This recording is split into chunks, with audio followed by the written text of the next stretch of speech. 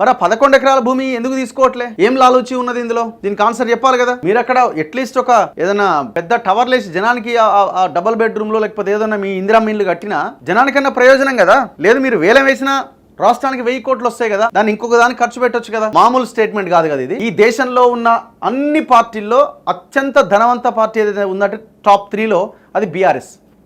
మరి ఏం పుట్టింది? పైసలు ఇయ్యక సుప్రీంకోర్టులో అప్పీల్ చేస్తున్నాడు. ఏమని అప్పీల్ చేస్తావు సుప్రీంకోర్టులో?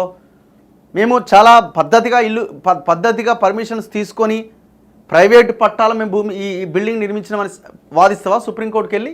ఏ బిల్డింగ్కి పర్మిషన్ లేకపోతే ఇప్పుడు ఫస్ట్ మీరే కదా ఆదర్శంగా నిలవాల్సింది, కూల్చవతల పడేయండి. నా పాయింట్ ఇది కాదు. ఇప్పుడు ఇది ఒక బిల్డింగ్, 11 ఎకరాల భూమి ఎందుకు తీసుకోవట్లేదు రేవంత్ రెడ్డి? ఎందుకు ఆలోచన చేస్తలేడు? 11 ఎకరాలు ఈక్వల్ టు 1000 కోట్లు. కోకాపేట్లో అత్యంత విలువైన ప్రాంతంలో 11 ఎకరాలు తీసుకున్నాడే పార్టీ ఆఫీస్ కోసం. ఎందుకు రేవంత్ రెడ్డి ఆ భూమిని వెనక్కి తీసుకుంటలేడు? ఆన్సర్ చెప్పాలి కదా.